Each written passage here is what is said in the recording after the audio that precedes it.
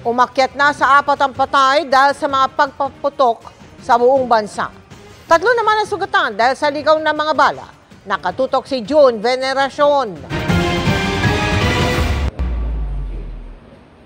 Nanganganib maputulan ng mga daliri ang binatilyong yan matapos masabugan ng paputok habang sinasalubong ang bagong taon.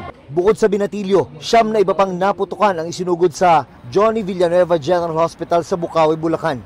Karamihan sa kanila, nakatapak o natalsikan ng paputok. 7 taong gulang ang pinakabata. As much possible po, iwasan po yung mamulot ng mga paputok, lalo na yung mga hindi pumutok na mga paputok. Mga magulang po, bantayan niyo po yung mga anak niyo. Nasabugan naman ng 5 stars sa ulo ang 44 na taong gulang na lalaki habang sinasalubong ang bagong taon sa Dagupan City. Ayon sa ilang nakasaksi, gumawa ang biktima ng improvised bombshell at doon inihulog ang 5 star. Nang hindi ito agad na pumutok, sinilip niya ito kung kailan tiyempo itong sumabog. Naisugod pa siya sa ospital pero namatay rin kalaunan. Madami siya kasing sinindihan na 5 star, then yun yung nag-cause ng lacerated wound niya dito sa may occipital area. May kasama din kasing fracture, skull fracture. Siguro na siya, nabagok din. Siya ang ika-18 biktima ng paputok na dinala sa Region 1 Medical Center mula December 20. Pinakabata sa kanila ang isang 8 taong gulang na lalaki sa San Fabian, Pangasinan na nasabugan ng boga noong December 30.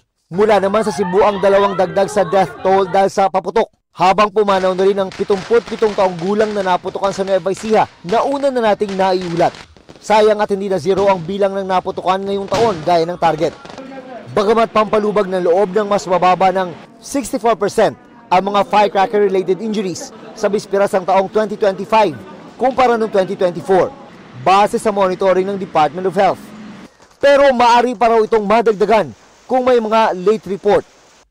Mas mababa rin ang bilang mula December 22 hanggang January 1 na nasa mahigit 300 kumpara sa mahigit 500 noong nakarang taon.